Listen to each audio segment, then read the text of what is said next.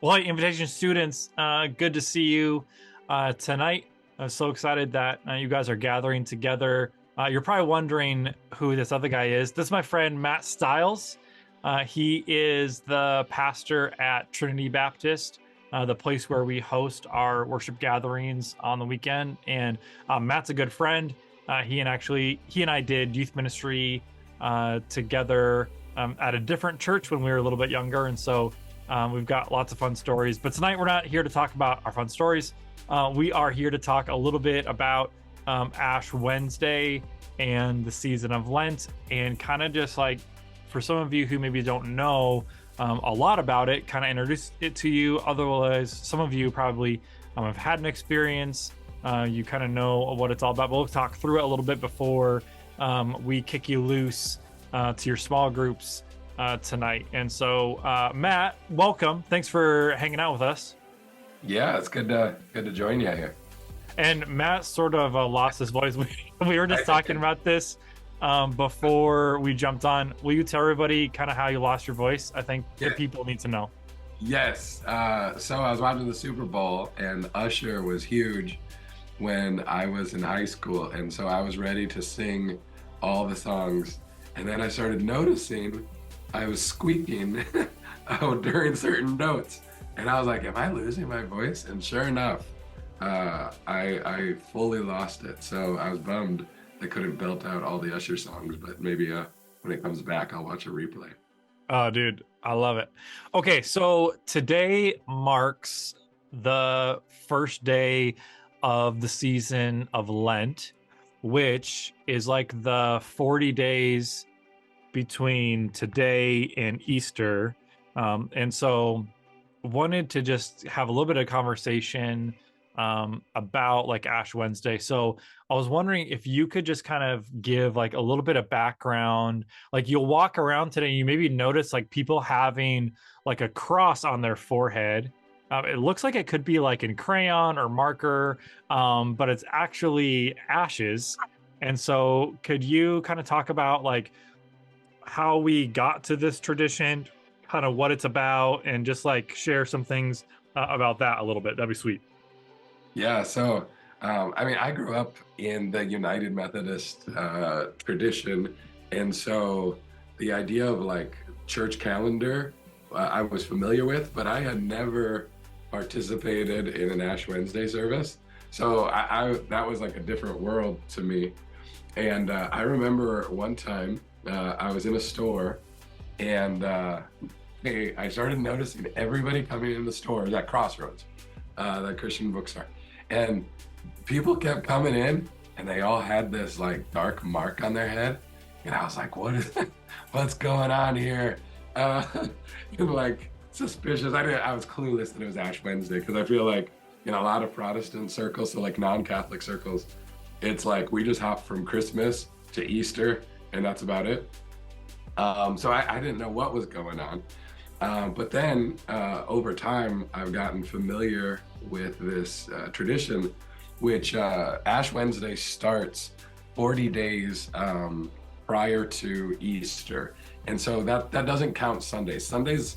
Every Sunday in Lent is like a little Easter that's hopping out. And so as we meet on Sundays, it's cool, like we're the same spirit that raised Jesus from the dead, that spirit is alive and at work. And so as we gather together, it's a neat thing. But on all the other days, what we're doing is we're preparing for Easter.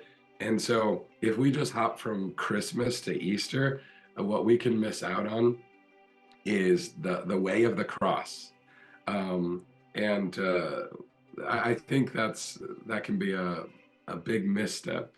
One of the ways that I've heard it put, like when we think of power, we usually think of people who are just super strong and can dominate others. In a sport, somebody is powerful if they can just dominate and exert their will on everybody else. But as Christians, like Paul writes to the Corinthians, and he says, like, that's power to everybody else. But to us who are being saved, the cross is the power of God, this self-giving love of Jesus. is what we consider to be powerful. And so one of my favorite quotes is, the cross is not a barrier or a hurdle to the kingdom. It is what it looks like when the kingdom comes. So, and what we mean by that is what Jesus is doing on the cross. You know, Jesus is revealing God's love for us. I have this picture that I keep in my office. I've always liked it because sometimes when we think of Jesus on the cross, we think of him doing something to like make a God that really doesn't like us actually put up with us. But instead, we believe that Jesus actually reveals the heart of God. And so behind the cross, the person represents God the Father, and he holds the same posture of Jesus, reflecting that love to the world. And then the Spirit, as the represented by the dove, has the same shape. And so I kind of, one of the formative stories that I think of for Lent is like the reason we have to prepare ourselves for what's coming is because this way of Jesus is so different than what just comes naturally to us. And so I think of the story of Nicodemus, and he comes to Jesus right at night, and Jesus says, if you want to see the kingdom, then you have to be born from above, or born again. It's like rethinking everything you've ever thought. And he starts it out saying, if you want to see the kingdom, right? Later, another time, people would say, when is the kingdom going to come? And he says, you're not going to just point out, it's like not going to be obvious, like there it is, or it's over here. He says, the kingdom of God is already in your midst. So apparently this kingdom doesn't look like the rest of the kingdoms. The power of God doesn't look like the things that we naturally think of as strong and powerful.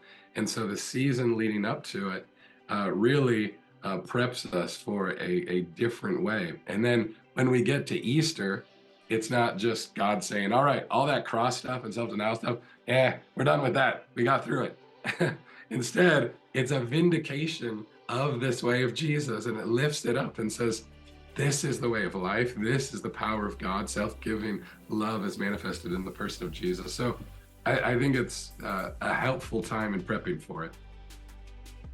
No, that's awesome. Yeah, and I think like sometimes what happens when we come around Ash Wednesday and Lent, like part of the conversation often is like, oh, I'm gonna like give this up for Lent. And so even like you'll like drive by Culver's, and Culver's during Lent always is like advertising like their fish sandwich or like their cod, whatever it is, right? And it's like this, like, hey, there's a lot of people who aren't going to have pork, or they're not going to have beef, or whatever it is. So Culver's is like, oh, I know what we can do. Let's just like advertise our fish sandwich, which like, dude, you're not going to Culver's to have a fish sandwich. Are you joking me? But sometimes that's part of the conversation, right? Like, oh, I'm going to give up.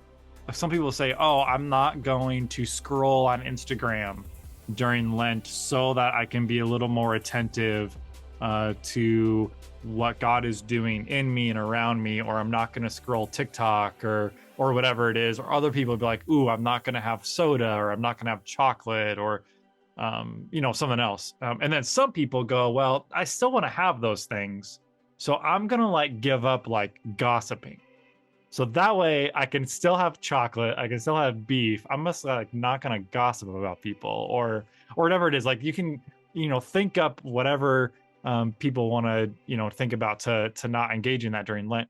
And it's this opportunity, I think, to step into this like season of denial.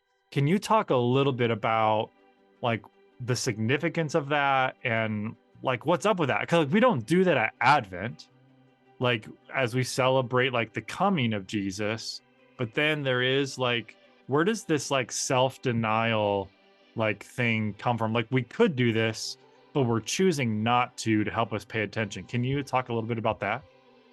Yeah, I remember one person who was skeptical of Lent. They hadn't grown up in a tradition with it, and their skepticism was particularly on the idea of giving up things that had been their only experience. Which we know, like with Lent, sometimes there's giving up, sometimes there's taking up something new to guide our attention to God. But This person had only experienced the giving up part, and his comment was, "Well, if that was not good for you, the whole part of the year, like why would you just give it up for a season?"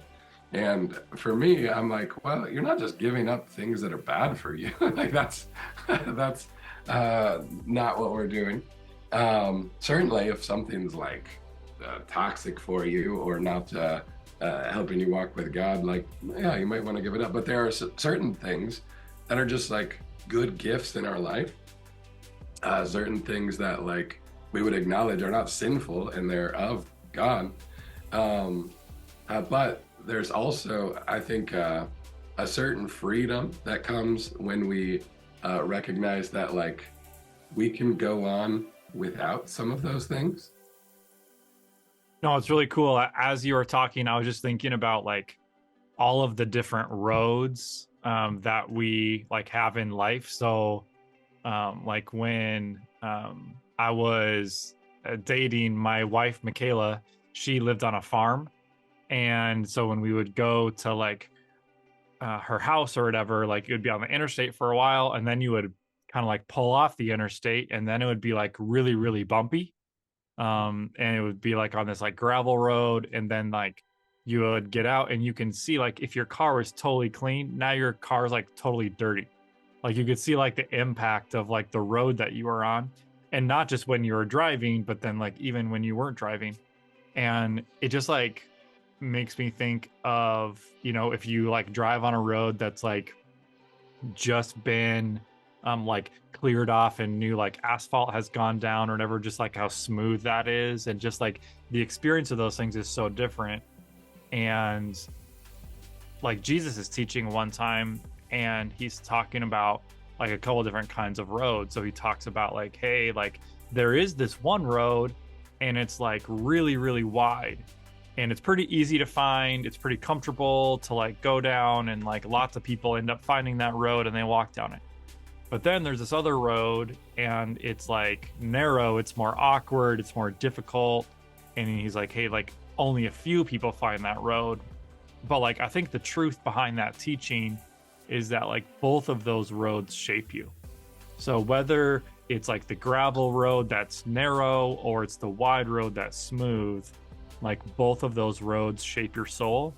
And I think one of the things that's cool about Lent and the self-denial piece, saying no to some things, is that like it helps us say yes to the things that we were meant to say yes to, like the things that we have been designed for.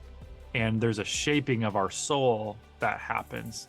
And there's some things I think we learn about ourselves and we learn about God as we deny ourselves. So like there's something I could say yes to, but I'm not. So like later in the New Testament, after Jesus, this guy named Paul, and Paul is talking about like the fruit that grows in your life as a result of following Jesus.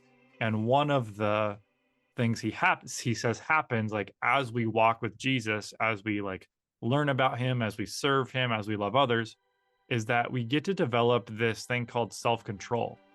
And self-control is like, hey, like I can say no to this. I don't have to be like tied to this. Like Paul uses the language of like being a slave. He's like, hey, it's not like, oh, like I can't say no. Like what it means to be me is I have to say yes.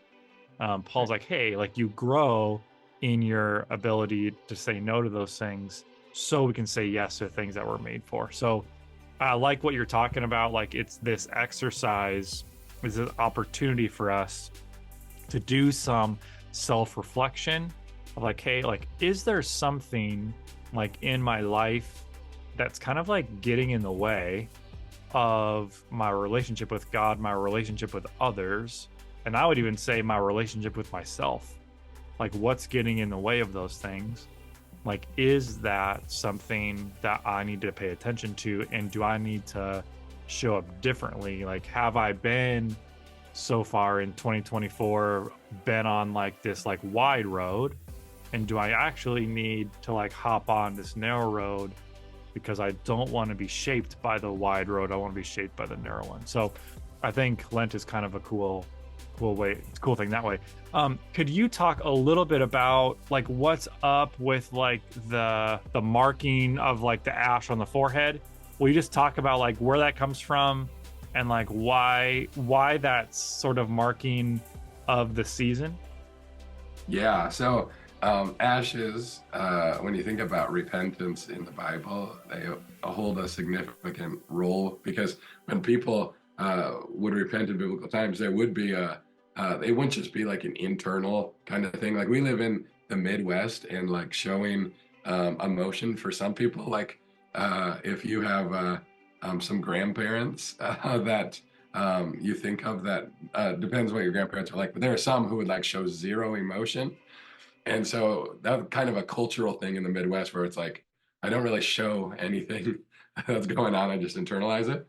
But in biblical times, they would smear ashes. They're like, this is I'm going through something. I'm repenting, and so they would wear sackcloth too and stuff like that. But so it's a symbol of repentance, for one thing. The other thing is it's also taken on the meaning of our mortality, right? So like the fact that we don't live forever, we have limits, and so when Adam and Eve first sinned, one of the lines is from dust you came, and to dust you will return. And so ashes and dust hold a similar idea, or even when you think about like cremation these days, it's this idea that like we don't last forever. We're not meant. We're not built to have an unlimited supply of everything we do. I think that was one of the that's part of the temptation for Adam and Eve is like the serpent saying, "Hey, you could be like God," right? And so they didn't acknowledge their limit. That like the reason God says you can't eat from the tree of knowledge of good and evil isn't because God didn't want them to know good and evil. It seems to me that He wanted them to receive that from Him. He wanted to give them that good gift, but instead they were grasping after it, taking it for themselves. And I think there's all sorts of ways where we don't acknowledge our limits. We just kind of keep saying yes to everything. And so like one of the ways we don't acknowledge our limits is we just think like, you know what, we can just constantly go, and we don't acknowledge a need for rest. We don't acknowledge a need to realize like we can't accomplish everything. And when you don't know your limits, one of the ways that Christians have, I think, drastically messed up throughout history is as we bear witness to the way of Jesus, we don't acknowledge that like sometimes people can say no and reject that, right? And so then we force our way because we don't want any limits. We run over people and mistreat them, and it's I think a healthy thing to acknowledge that like you can't do everything, and so you have to learn how to say no to some things, even like good things. So like for instance, like I have two younger sons, and we love playing Nintendo Switch, and I like Mario Kart is my jam. I love Mario Kart from Switch days all the way back to like the original. I've loved Mario Kart, and I'll like get in a mode where I'm like, because I think Mario Kart's good. I'm not sinning playing Mario Kart, but I also recognize that like I will try to get 3 stars on every cup, like until I do it, and I can just play it. I don't know if anybody knows what I'm talking about, but like there's certain things where you like doing it, and you have time, you have space or whatever, so you keep saying yes to it. But then eventually other good things do come in. We don't acknowledge that we have limited time and space. And if we don't ever learn to say no to ourselves, then the things that God is looking to fill us with, we won't say yes to, not because we're denying it, we just won't have any space to do it. I think also when you think about limits, like we often, and I think as like anybody who's not retired, often has a way of just ignoring the fact that like death is a reality, right?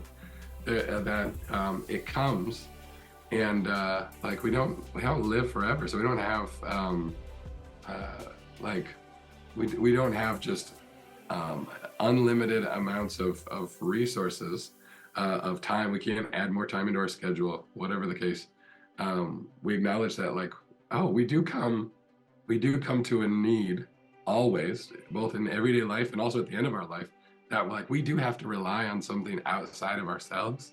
And I think also acknowledging our limits when we sin too, like I don't think there's a lot of spaces where we feel like we can confess. Um, because if we confess that we've sinned, if we've confessed that we've done something wrong, we're just used to like people coming down on us and like us feeling like, well, geez, I should just hide this stuff because um, because then it doesn't. If I acknowledge that I've done wrong things, then it makes me seem weak or whatever. And so there's all sorts of ways we just ignore our limits. We ignore our sin, we hide it down, we bury it, and like keep it away. We ignore the fact that like all people die. We ignore the fact that we can't just say yes to everything. But what I found is like when you put the ashes on people's head, one of the things is like you're acknowledging your limits, right? You're saying like, I do have limits. It's a time where you could confess your sin. It's a time where you said, I, I thought I knew a ton, and my knowledge is limited. So I have to like actually like sit with Jesus and listen to him. I need to feast on his word. I like when you start to acknowledge those, what you actually find is not a God who is like, oh my goodness, like what a weakling. Instead, what you find is this like the grace of God poured into your life as you acknowledge your limits. And I think that's a significant thing as we acknowledge we're limited. And what we find is a God who actually meets us. So like what they do is they don't just like mark you with whatever. Like the person putting ashes isn't like writing their name on your forehead or whatever. They lost their magna doodle and they're just drawing on your head. What they do is the symbol of the cross.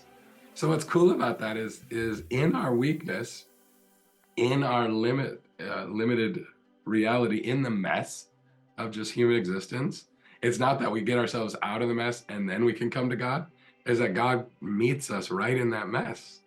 And so he enters into it. And even when we're not looking for him, even while we were still doing things that like contradicted his way, he was coming to us and inviting us into a different way. And so like when I've done ashes, I'll say, from dust you came, the dust you will return, but Christ has won the victory. Or I'll say, but God is with you in all things. Or, you know, like something that acknowledges not just like, hey, you're going to die. That'd be a super downer if that's the only part of the story. But it's a part of the story, but the story is connected to the victory of Jesus in his life, death, and resurrection.